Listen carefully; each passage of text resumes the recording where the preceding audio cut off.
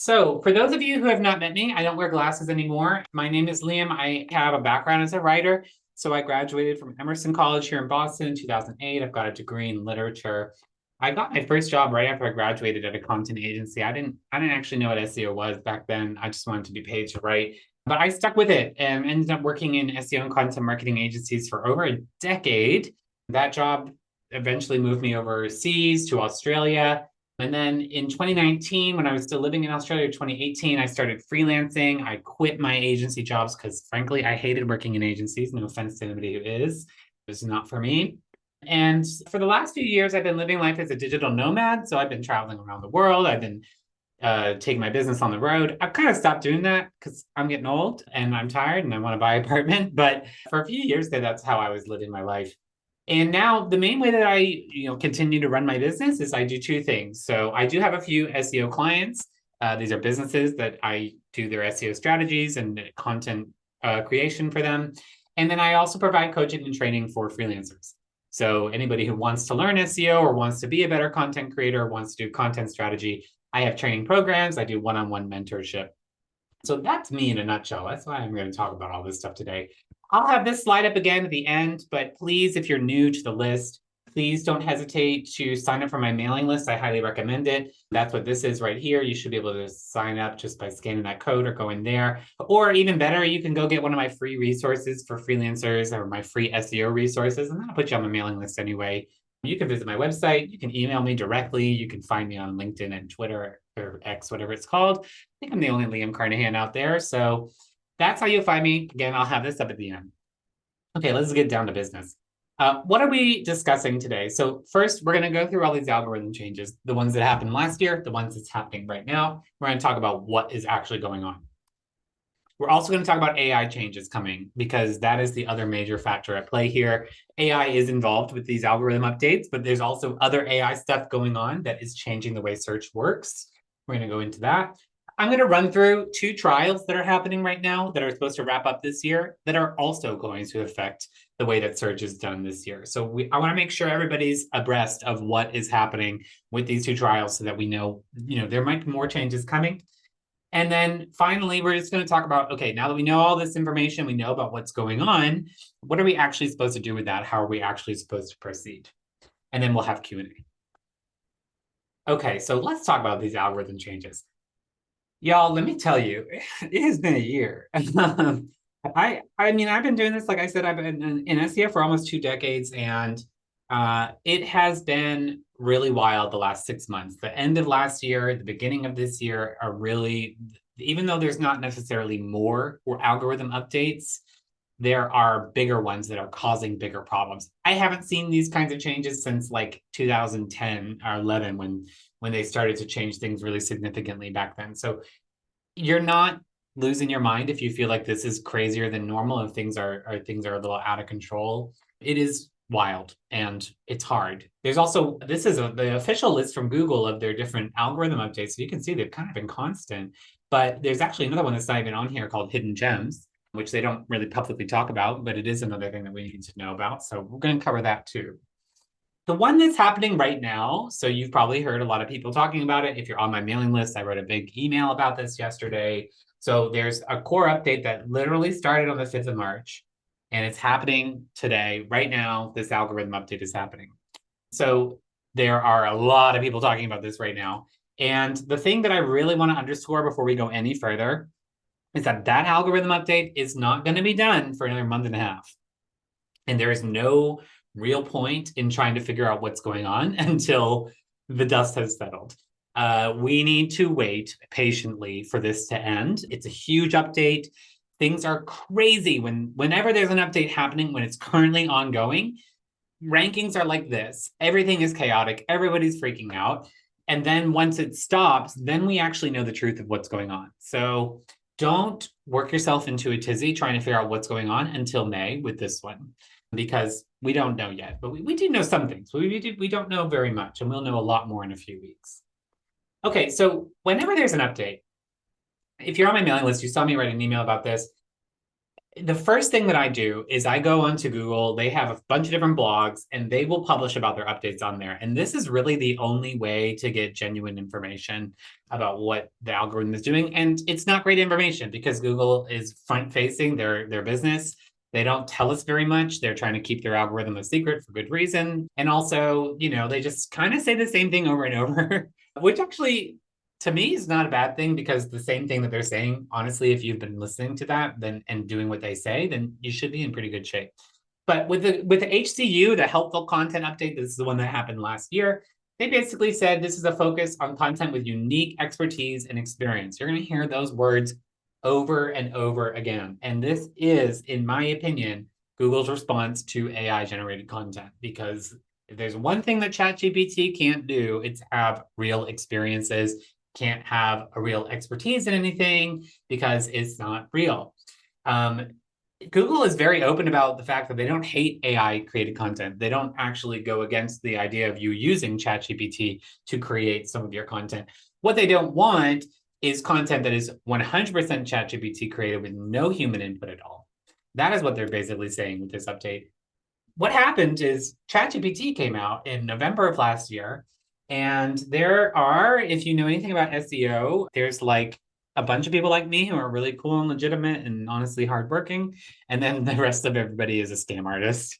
There's a lot of scammers, a lot of people trying to play the game here. And they saw ChatGPT come out, and suddenly it was easy to generate a lot of content, thousands of articles at a time in a day. And what was different is in the past, people had been doing that kind of thing, but they were writing it themselves or paying people pennies to write it. And it was really bad quality.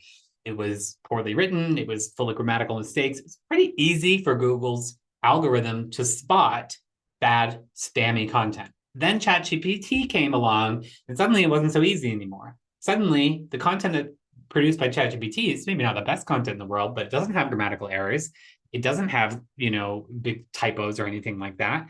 And so it became a lot harder for Google to understand what content is fully ChatGPT. Like humans can read ChatGPT and look at it and understand, oh, that's written by ChatGPT, obviously. But the algorithm wasn't so good at it. So this is why they're updating their algorithm, in my opinion, so much, is because they want to deal with this problem. They don't like people just generating tons and tons of AI content. So the HCU was focused on how can we make our algorithm look for content that is human created, and humans are the ones with experience and expertise. So that's what they're focusing on. This is about the hidden gems, and this came out a little bit later. They technically count the hidden gems update as part of the HCU update. In my opinion, it's different because it actually is focused on a slightly different thing. They say it's about content that's found in hard to find places. So that might be Reddit, Quora, it might be my little random blog that I have that I've been working on. The big complaint that people have had about Google for many, many years now is that websites like Forbes and Huffington Post and BuzzFeed, they rank at the top of a ton of searches, even though they're not really experts, right? I mean, Forbes has articles about like air purifiers, purification company. So people get annoyed by that, especially when the content that is ranking from these big publishers outranks high quality content that does everything Google says it does from a smaller publisher. So Hidden Gems was their attempt to address that. It did not. And that's just what they're saying. I have thoughts about ulterior motives, but in some ways this is good because you actually are seeing, even though it doesn't feel like it, you are seeing some of this happen. I've got some examples of this kind of thing happening where little websites are getting a bit more visibility from this update. Now, the March update is very, very similar. The reason I always go to Google is because if you read the blogs with a critical eye, you can usually read between the lines and try and figure out what they're trying to say. So with the March update, they have said that this is, first of all, they said that they don't want content that is made to attract clicks. This is not new. This is what they have been saying forever. They do not want you to write content that is solely for clicks. And I don't know why, but people have a really hard time understanding that. People want to game the system. They want to move quickly. They want to cheat. And so they create content. Oh, this is what Google wants. They create it, they publish it, it works for a while. Google figures out what they're doing. Google releases an update. The update makes those websites tank, and then people get really pissed off as if I couldn't have told them that was going to happen. Google does not want you to do that. So if you are out there creating content, and the only reason, if you ever are creating a piece of content, and the only reason you're creating it is because you think that this piece of content will rank well, stop what you're doing, turn off your computer, delete that piece of content. It always needs to have a second reason for making it. It needs to be useful, it needs to be educational, it needs to be helpful. And if it's not, just delete it because you're going to get in trouble. And so they have come out and basically said, we just are looking to put a stop to the kind of practices that people are using to scam the system. And as I mentioned, the main way that people were doing that is through ChatGPT and AI. And then at the end of this update about their core updates, as they always do, they push people to this page. I made y'all a QR code. I highly recommend you open this page if you've never visited it before. It's really simple, straightforward, layman's terms from Google. This is what we consider to be helpful content. It's not the full picture. There's plenty of stuff that they're not saying in there, but it is really worth a read. I think it's like 500 to 1,000 words, so it shouldn't take you too long to read, maybe a little longer than that. I highly recommend reading it. I highly recommend bookmarking it because this is the document that they update whenever they update their core algorithm. So once you read it once, the next time there's a core algorithm, you're going to see that they've added or taken things away from this document. And that is going to tell you a lot of information about what they're trying to achieve. Now, I'm a nerd, so I read this document a lot. And I have drawn some conclusions about things that I have seen them add. I'm going to go through what those are right now about the March update. So, and these green check marks that I'm going to appear here, pretty much word for word what is on this page. Some of this stuff maybe isn't new, but it's stuff that I think is worth calling out. So, number one thing they say is original information reporting, research, and analysis. I can't tell you how many people think that SEO is about finding a keyword you want, finding the 10 articles that are ranking for that keyword, and then basically rewriting a similar version of the 10 things. There are lots of SEO people will tell you like that's the way to do it. And to be honest, it actually works a lot of the time. It's not a very competitive keyword. Google doesn't want you to do that anymore. Google wants you to have original information reporting and research. And the other thing that's important to remember is when they say this, they don't just mean that they want you to do it. They want you to signal that you're doing it so that their algorithm understands. So when you do use original research and you do get information from a third party, you need to link to it. You need to cite your sources. You need to include graphs that have different analytics and charts in it that are linked to the source. Show Google that you're doing the work, because just putting it in there, just doing it as research and not mentioning that you're doing the research, that's not going to get you any benefits. Basically, they're saying, come out here and do your own work. Don't copy what's already out there. Do original information reporting. If you're a writer, that's good news. That's kind of fun stuff to do. I also like this. They use this phrase, goes beyond the obvious. So that is a new phrase that they've added here. Again, I think this is a direct response to ChatGPT. I believe that what they are saying here, I don't know, if you ever try to write an article with ChatGPT, not that I ever have, of course, you will notice that ChatGPT basically says the most basic stuff you can imagine. It does not have a very creative, output. It just covers the top line. Even if it does it in 5,000 words, it's still only covering the top line. Google is saying, no. You got to go deeper than top line, because top line, it's been written about. Trust me, it's been written about already. We need something that goes a step deeper. This one I love. Would you share or bookmark this with a friend? Listen, if you're a writer, this is just good advice. If you're like writing for the web, this is a question you should be asking yourself as you're writing. Ask yourself, would I actually share this? Would I actually send this to somebody? If the answer is no, then you should probably not write it. It's not worth writing. So one other thing I just wanted to call out there, that phrase is a good kind of check to do as you're writing. Now, there has been a lot of debate and a lot of back and forth about whether or not author bios matter. And people have been talking about it because, as we know, Google wants more human signals. They want to know that humans were involved with the process. And people kind of read between the lines and thought, oh, well, that means that they want us to prove that we have humans. So I'm going to add author bios to everything that I write. And then Google came out and said, no, it's not actually what we're talking about. Like, author bios are not, we don't use that as a factor. And that being said, on this page, they actually do say you should have links to background on the author and the site. So I don't buy them saying it's not a ranking factor. Maybe it's not like one of the official ranking factors, but they are saying that this is something they're looking for. If you don't have author bios and if you don't have a page about the author of the content you're creating, and that author doesn't have expertise or doesn't have experience either as a writer or in that area of that field, that whatever industry you're in, then that might be holding you back, because Google, that's one of the ways Google is checking to see whether or not you're writing this content, a human is writing the content. This one I also thought was interesting. So most of the stuff on this page that you're going to find is actually about specific pieces of content, the way that you write, but they actually added in some stuff that's site-wide. And again, I think this is a really important clue.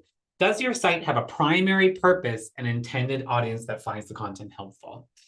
Once again, so when we look at this March update, if you look at the people who are mad about it, the vast majority of them are people who had websites that were, they made it to get ads, like they made a really good blog maybe, and then they always wanted to get ad revenue. So they were just trying to drive traffic to get ad revenue, or the same thing, they're just trying to get affiliate links to products that they were promoting on their blog. They weren't a business selling something. They weren't or they were just trying to cover a million different topics in the hopes that something would stick.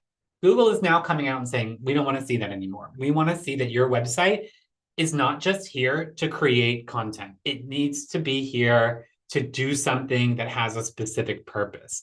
Now, once again, people are crying foul. I actually think it's pretty fair. What is the purpose of Forbes.com? Somebody tell me, what is the purpose of that website? Why is it in the top 5 rankings? And Google's doesn't have a really good answer for that at the moment. But I will say that I am not upset to see what people often call niche websites being taken down by this update, because they are not playing by the rules. The rules are you create content for your audience, not for clicks. If you are running a website that runs off of ad revenue, if you are running a website that is running off of ad revenue or affiliate links, and that's all you care about, you don't care about delivering good content for your audience, you don't care about creating stuff that's unique, you don't care about sharing your opinion, you're just trying to get clicks, you are breaking the rules that Google has been stating over and over again for the last 20 years, and your website deserves to go down. I hate to say it. So a lot of the people you see complaining are people who were trying to game the system. They got caught in this latest update, and now they can't game the system anymore. Does it suck for them? Yes. Are they maybe losing out on money that they need to feed their family or whatever? Yes, and I do feel for them. There are other ways to make money besides trying to cheat the system. And people like that, they take away from those of us who are doing it the right way and doing what we're supposed to do. They make us look bad. They devalue the trust that people have in us SEOs who are playing by the rules. So I'm not terribly sad about the people who are whining about the changes, though. We can get into that more if people are curious. Okay, and then one more thing I just want to pull from this page. This is the main thing that they are saying about this update that's different than anything else. And it's that they have come out and said, we don't want you to produce content at a scale, it's abusive if it's done to manipulate search rankings. And they're basically saying, stop using ChatGPT to write 1,000 articles at a time and publish them and get yourself ranking. We don't want you to do that anymore. Fair enough. That is what they're saying with this. And they are going after websites that have openly done this. Those are the people who are losing the most traffic with this update. So all of this is to say, Google is really cagey about what they're doing. They do not give us a lot of information. If you want to understand what's going on with these things, I mean, the best thing to do is just follow me and come to my programs, because I'll explain it to you. But if you're like, I don't want to hear that guy talk anymore, I just want to figure it out myself, go onto these pages that I'm showing you, go onto the Google blogs and see what they're saying, and do your best to do some deductive reasoning. That is really the only way to get accurate information. Now, Google likes to act like, hey, things are going to be okay. We're rolling out this update. It shouldn't affect anybody who's playing by the rules. They like to say that kind of thing. The truth is, there is chaos when these things are happening. So this is a screenshot showing my client and three of their competitors, rather, last year. And you can see right around when the big updates started rolling out, our keyword rankings were pretty steady. And then, whoa, they suddenly went crazy. And it wasn't just my client, it was all of our competitors. And I saw so many charts like this last year. This is horrible. It's really hard, especially if you, like me, you have clients that you have to answer to, and they want to know why a keyword that they were ranking, number one for last week is suddenly, not anywhere near the first page. And the best thing we can do is to try and get ahead of it, to attend events like you're attending right now so that you have the best understanding possible, and then be proactive with your client and let them know there's an update happening now. It's going to be really volatile until it's over. And then when it's over, we'll know more. And it's frustrating because sometimes it feels like one ends and another begins, and there's no time to catch your breath. There's no time to see when the dust settles. That's life. If you don't like it, I wouldn't recommend working in SEO because it has always been that way. You need to be proactive and tell your clients, this is happening. I'm aware of it. Let's just wait and see what happens. Now, it's not just us SEO nerds who have noticed these changes. I'm going to bet that most people, whether they're conscious of it or not, who are using Google, which is to say everybody, has discovered that things have changed the last few months. And the biggest change by far is the presence of forums in your searches. I'm sure you have all noticed this, that when you search things now, you are way more likely to see Reddit and Quora and things like Substack, LinkedIn, Reddit, Medium. All of these, you can see their visibility just went through the roof last year. And this little video will show you a really low quality for some reason. See what that looks like. Reddit just really shows up here. Now, why is this happening? Why are we suddenly getting Reddit forums and Quora forums in our search results? And people are angry because articles that they've written about these topics have now been pushed off the first page, and instead are, people are getting Reddit results. So why is that happening? I have two theories. Google hasn't said really much about it. Theory number one, once again, they are dealing with really tons, and I don't think we can imagine how much spam they've been dealing with from AI. And so as they were trying to figure out what the heck are we going to do about this, I think one of their solutions was, where do we know we can get information that's written by humans? Well, forums, right? Those are real humans answering real questions there. So as a stopgap measure until this update, which we're going through right now, I believe that they put more forums in there. This is total speculation. No one has confirmed this, just me guessing. But I believe that they saw these as an opportunity to show real human answers while they sorted out what to do about all this AI spam. The other thing that's going on is, if you've been following the news, you maybe know that Google and Reddit have a new multi-million-dollar partnership. I'll put my tinfoil hat on at the end of this call, but it seems to me like maybe Google was just handing traffic to Reddit. And that is just, part of the game, I think, when businesses do that. Amanda, you have a question here. Is the March core update taking longer to roll out versus other core updates in the past? I think so. Yeah. They have openly said this is a bigger and more complicated update. So it's going to take longer than usual. The last one, October and November, I think they finished in about a month, maybe 3 or 4 weeks. This one's looking more like 4 to 6 weeks. So it is longer. You're not wild. But they have come out and said mid-May is when it's over. And Search Liaison, who's like the Google Twitter representative, has basically said, like, everybody needs to chill until May. So that's my advice too. Now, I think that these forums things, the trend has actually already started to reverse, which is why I think the theory about this new update maybe was correct, because we're seeing less traffic going to Reddit. It's dropped off a little bit of a cliff. And part of that I've also noticed is, somebody pointed this out on Twitter. I didn't take the screenshot, but you've probably noticed when you're searching on your phone that you have all these different tabs up here now. Keep an eye on these tabs, because Google is playing around with these like crazy. And they've now started adding a forum section, which may mean that they are looking at a way in the future where they can segment their searches by these tabs. And I'll show you more examples of this.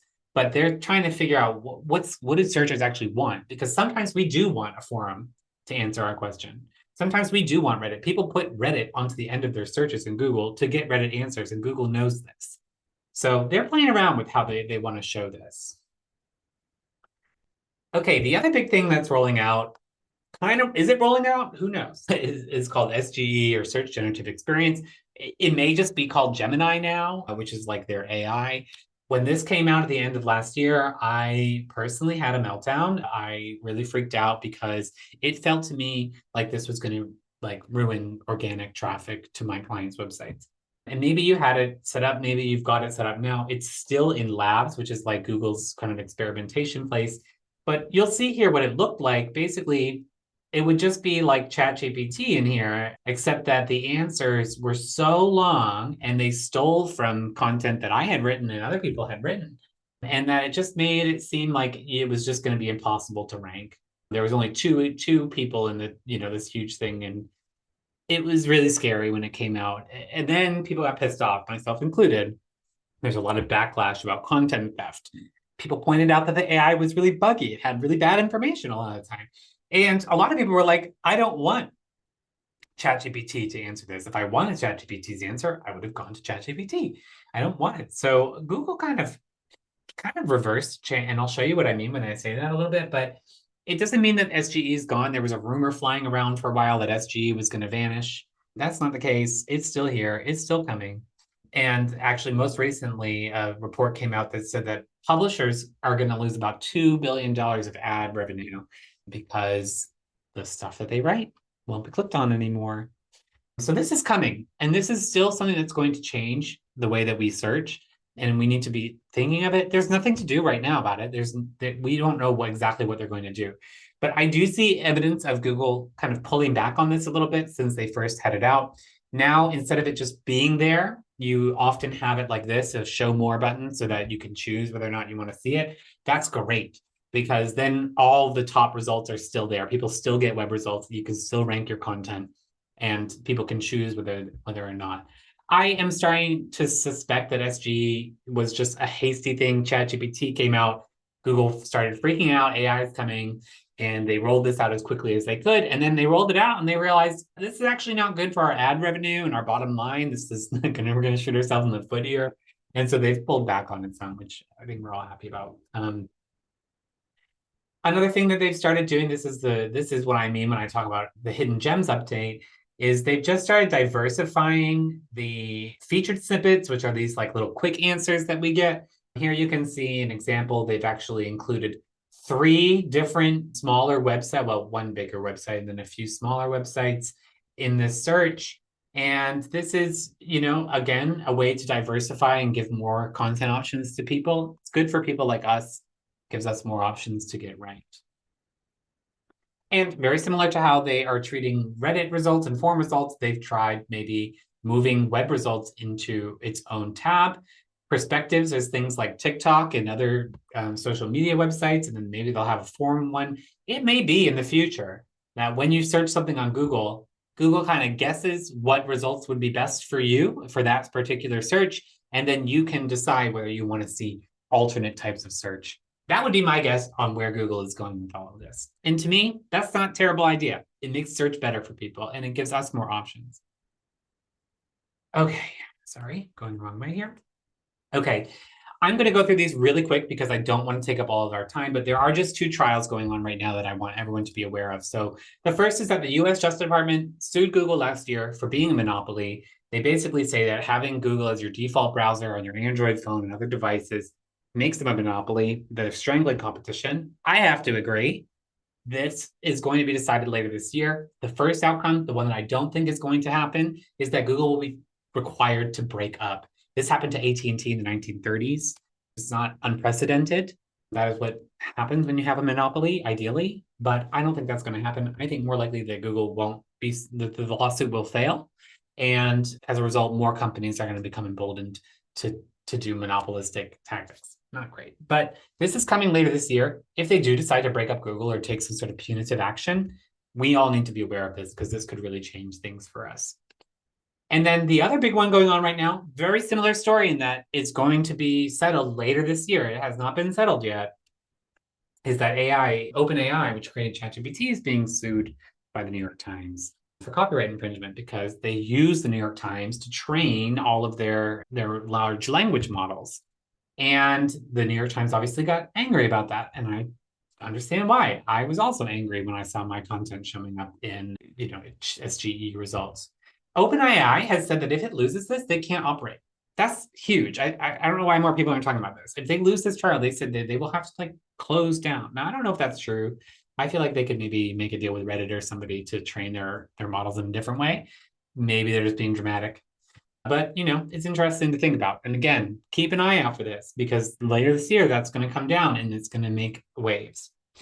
So to conclude, everything that's going on right now feels really chaotic and feels really wild and confusing.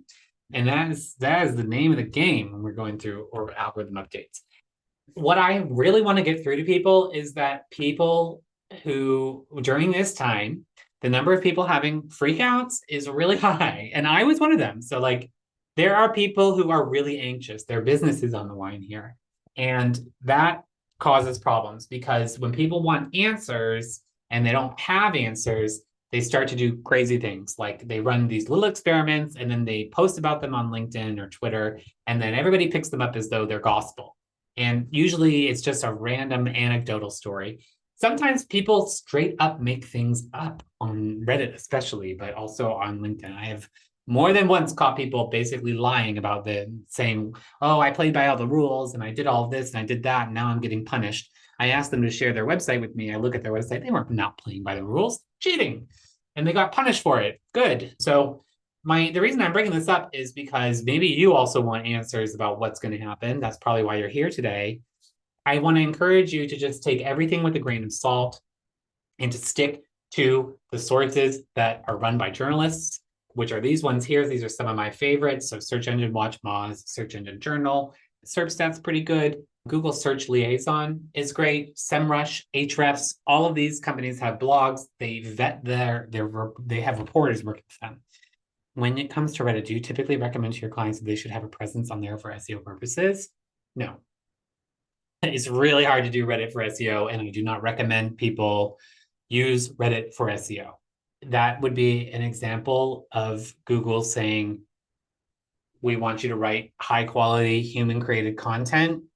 And then it's like gaming the system. Like that's not what they're saying. They're not saying go over to Reddit and get on SEO and start posting stuff on Reddit. Reddit doesn't work that way. And you will get downvoted pretty severely if you try to do that. Now, things are changing. I saw some post today on Reddit actually that was about how sponsored posts don't have to be mentioned as sponsored anymore. But I'm begging you not to do that because Reddit is actually pretty good space still. I mean, there's a lot of crap on Reddit, but the last thing I want to see is people trying to game Reddit for marketing purposes. I don't think it's a good idea. The better thing to do is own your content. Certainly, you can go and share your content if it's really useful and you think it would be useful in a certain subreddit. You can definitely go share your content there. I encourage you to do that. The more promotional you get, the more likely you are to get fully banned from Reddit or to get downvoted or to get hated on Reddit. So I wouldn't play that game. That being said, freelancers, if there are freelancers on this call or watching this video, I use Reddit to get clients all the time. And all I do is go on there and answer questions in the SEO subreddit. Sometimes I'll post my thoughts in the SEO subreddit. I've gotten 3 clients this year off of Reddit. So, but the only thing I'm doing, I'm not promoting my business at all. I'm literally just answering questions and then I get DMs. So it's not about going out there and promoting yourself on Reddit. In addition to those, I obviously recommend that you follow me on my email address or my email subscription. I am constantly sending out emails every week about what I think about what's going on in SEO, my advice for freelancers. So if you really want good up-to-date information, follow me. Okay, so what actually are we supposed to do with all this unknown information? I basically have spent the last 45 minutes telling you, these are all the unknowns and we don't know anything. So what are we supposed to do? Well, the first thing I want to remind everybody is that SEO is not just about bringing traffic to your website. That is a huge part of it, but there's more about it. It's about making your website user-friendly. When we do technical audits, all we are doing is making a website a more pleasant place. It's not jumping around. It's not loading, taking forever to load. It's not loading really slowly. We're making it a better place for people to come and interact with your website. That is good for SEO. It is good for your business. Same thing with the kind of content you're creating. You should be creating content that shows your expertise and builds trust with your audience. whether or not it ranks well, that is good for business to have that kind of content on your website. And guess what? It's also the kind of content that performs well. And same thing here, capturing attention and increasing engagement with your audience, tapping into new audiences. These are all major parts of the reasons why we do SEO. Anybody who's focused on keywords and page number 1 is doing it wrong. You should be thinking, I make high quality content that my audience wants, and I optimize it for search. Not, I create content that I think is going to be searched well, and then, maybe my audience will like it, maybe they won't. Do it the other way around. Create content that your audience actually wants, optimize it for search. On my website, if you go into my resources page, if you want to learn how to optimize content, I have a free training. I also have a checklist that I use to just check content before I publish it to make sure it's fully optimized. And then, of course, bringing traffic to your website is another factor. So what I want to remind you is that Google is skeptical and anxious about AI, just like all of us. And they know that human-generated content is still the most valuable. It's still what they want. So everybody who's out there saying SEO is dead, it's all going to be replaced by robots, they're wrong. Google is very open about the fact that they want humans involved in every step of the process when it comes to content creation for SEO. We also can talk very briefly about EEAT, which you've probably heard before. It stands for experience, expertise, authoritativeness, and trustworthiness. Google added that new first E in December 2022. A lot of people hate this. They say, oh, I did EEAT and it didn't work for me. They probably were doing something else that was against the rules. This is what Google wants out of content. And this experience one is another indicator that even back in 2022, they could see the writing on the wall with spam generated content by AI. And they added this E for experience in order to discourage people from doing that. So I highly recommend reading up on this terminology. I have a few posts about it that you can find pretty easy, because to me, I'm on board with the EEAT. A lot of people aren't, but I am. I mean, Google says that's what they want. So I don't know why people aren't on board. That being said, I am not saying that you can't use ChatGPT to create your content. I use ChatGPT to create my content. I just don't use it 100%. It is my assistant. I'm not its assistant. So you have to be a human at the steering wheel who's doing the writing, who's doing the researching, who's doing the planning. ChatGPT is just there to make it go faster. I do recommend using author bios, even if Google says it's not a ranking factor. I think having them on there is good, especially if you have a page about each author and explain who they are and what they do.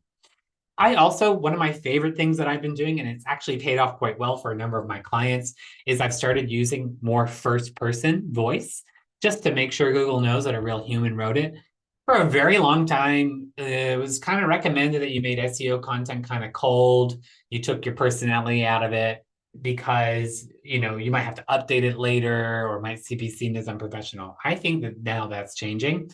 Tell stories, share anecdotes, use personal experience, use the first person. I've been doing this more and more for all of my clients, and it actually is helping. I think. I can't say that for sure, but it's better content anyway. And then if you don't want to do that, or you can't do that for whatever reason, interviews, quotes, or just saying to people who are really busy, can you just write bullet points about what you think on this topic, and I'll make you sound really good. I'll turn that into a quote. I love doing that kind of a thing. And again, these are just ways that we're sending Google signals saying, I know you're worried about robot content, so just so you know, a human made this, baby. And then I think that's the last thing I'm going to say. SEO is about patience. It is always chaotic. It has been chaotic since 2008. Probably before then. I don't remember because I wasn't working in it. It's never stable. There's always big changes. And when this update's over, there will be another one, maybe in June or July. So don't get too comfortable. People who are freaking out and panicking and making a huge amount of changes to their website right now because of what's going on in the March update are going to lose the SEO game.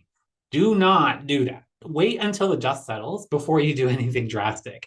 Because I'll tell you exactly what happened for a bunch of my clients. The helpful content update came out. We lost some traffic. It was pretty devastating. I had a bit of a soul-searching moment. I thought about just throwing in, the towel, trying a bunch of new things. I didn't. I waited. And now with this new update, we've regained pretty much all of the traffic that we lost. If I had made huge changes to the way that we were doing things, I might have ruined our SEO strategy forever. Instead, I reminded myself, Liam, this happens a lot. Be patient, wait until the dust settles, and then make changes. That is what I would recommend you do. And finally, remember that the S in search or in SEO stands for search, not just Google. Yes, Google still has the lion's share of search going on, but Bing is actually gaining somewhat, not anywhere near where Google is, but there's more people searching on Bing than ever before. TikTok and Amazon searches are definitely really, especially Amazon for products and TikTok for that user experience, first person kind of stuff. They are really soaring. And every single social media out there has its own search algorithm. And all of these are included in the S of SEO. So if you are struggling with Google and you can't get onto the first page of Google and you haven't looked into any of these other algorithms, or you're freaking out and you're like, I wish I could do something because I don't want to lose, but I don't know what, I want to wait till the dust settles, like Liam said, I recommend pick one that you think is interesting and go study their algorithm for the afternoon. See what you can learn and see if maybe you can try a different search engine, because the more search engines where your content is showing up, the more traffic you're going to get, the more sales you're going to make. That is how this whole thing works. And you should be publishing your content. Remember that a mailing list is the only content channel that you actually own. The other ones, you are at the whim of their algorithm. So if you don't like being at the whim of algorithms, I really recommend starting a mailing list. But also publishing your content on LinkedIn, Substack, Medium, Reddit, and Quora. I wouldn't say publishing content, but all of these do give you opportunity. I wouldn't just go on a Reddit and publish your whole article. But you should be thinking as part of your strategy, where else can I put this that it will show up in search results?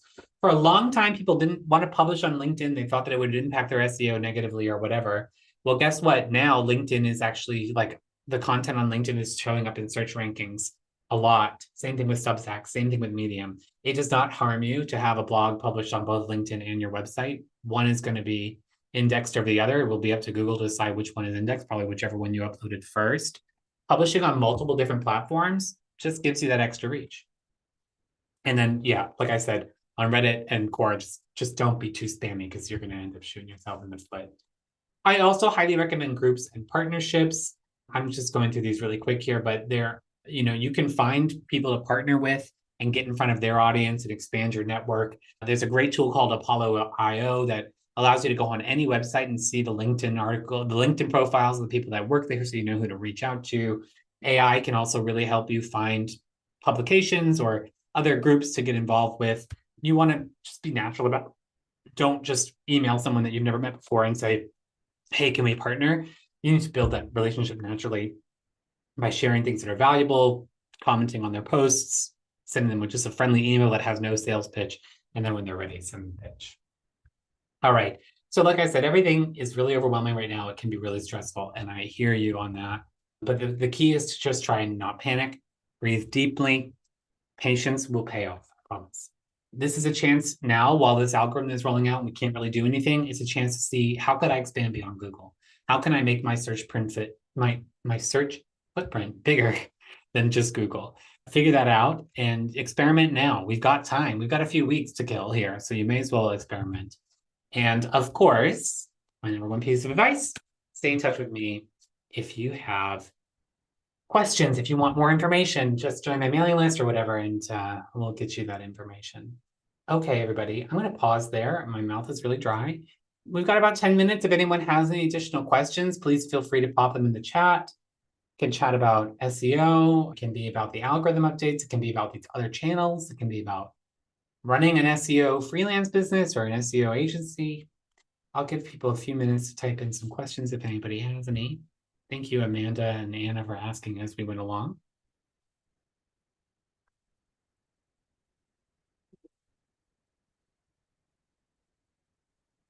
You're so welcome. I'm so happy to do this kind of a thing. It's been really enjoyable for me. Actually, I'm going to share my screen. All right, everybody. Oh, here we go. What are the best on-page SEO tactics? Okay, does everyone have another 3 hours for us to talk through that? So there's nothing better than high quality content. That is the number one name of the game. When it comes to the best on-page tactics, I don't even like to say tactics, because that makes it seem like there are specific things that you should do in order, to like, oh, if you do this, then suddenly your rankings are going to go well. No, the number one thing you have to do is write high quality content and publish it frequently. And that content needs to be well researched, original, and relevant to your audience. End of story. That is literally all I do for my clients. I don't have any magic tricks. I don't have any special things, secret things that I do for people. All I do is write really high quality content that I know their audience is going to enjoy. And we publish it and it works. A few things to note: longer content does perform better right now anyway. That may change, especially with this update. I think it might change, but in the past, 1,400 words is kind of the minimum if you want a page to rank. That being said, do not go out here and write a 5,000 word article with 4,200 words of crap and 800 words of actual valuable advice. Just publish the 800 words. If you can't reach 1,400 words or 3,000 words, don't stretch, because it will hurt. The other thing I recommend doing is updating your content a lot. This is with my plans, with my clients. Every month we update. Most of my clients will write 1 or 2 new pieces a month, and then we'll update 1 or 2 new pieces a month. And we update them by adding in additional content, making the content go deeper, maybe adding some video content. That is the number one way to keep traffic alive, because content decays naturally. If you're part of my mailing list, or if you join the SEO Bridge Builders program, which is the program that I use to train people to do SEO and sell it as a service, you will get my training guide on how to update content, which is really, really valuable. Okay, Jessica, hi. Now you're in here. So nice to see you. Jessica asks, what would you recommend to a client who wants to change their domain name in terms of SEO? I would say, please beg them not to. Because changing your domain name is basically starting over from scratch. Your domain is what gets authority. Your domain is what gets backlinks. And when you change your domain, you are essentially throwing everything out and starting over. And it's not a good idea. If you can avoid it, avoid it. It's really not worth it.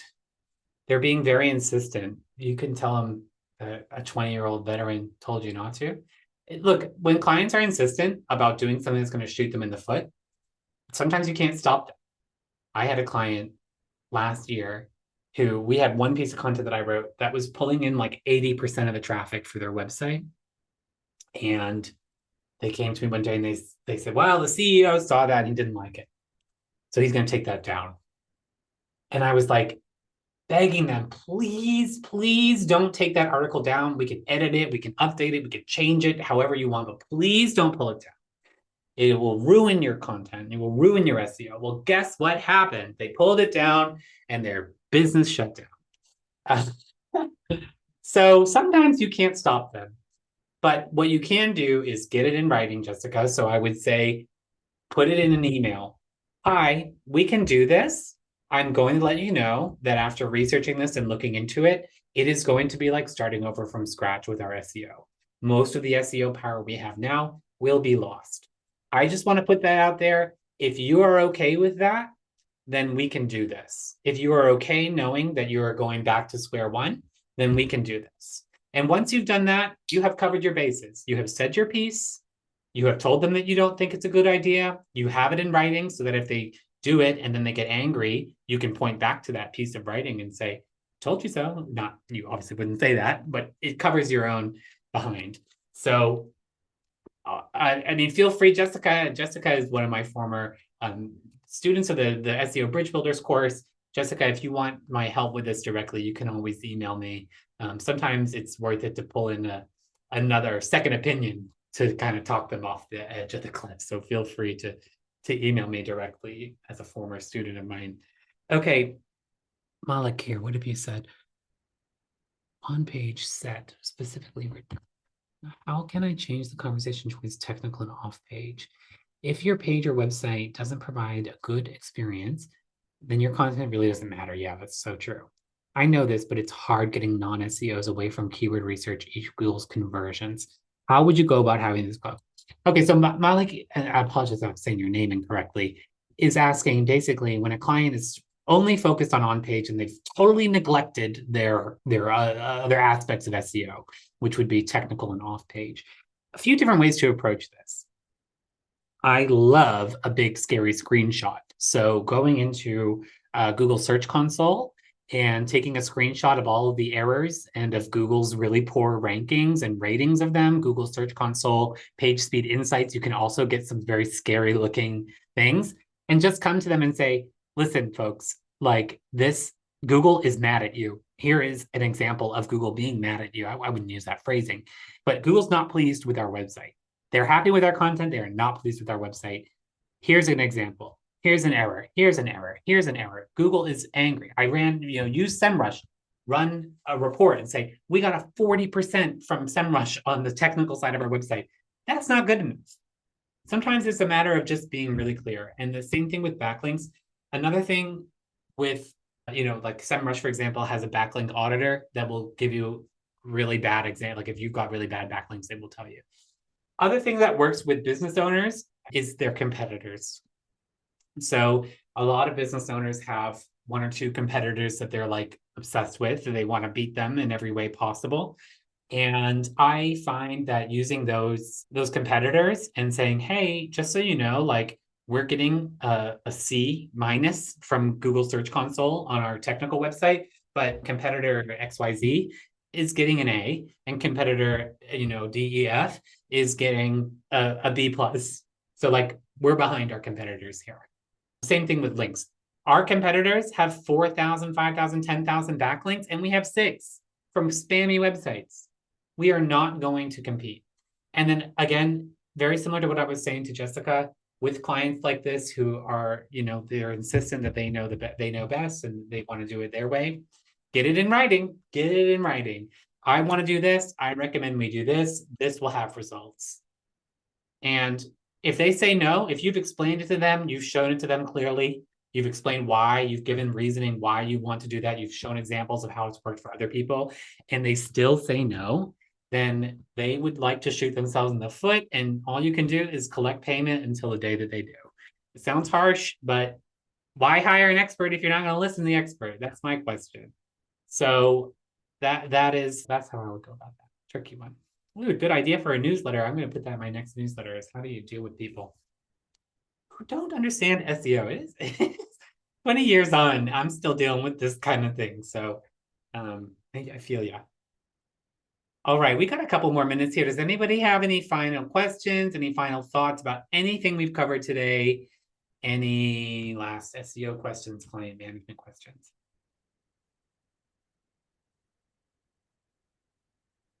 All right, everybody. Thank you again so much for joining me today. I'm so glad to have you all here. Please do come follow me on social media or on my mailing list so we can keep chatting.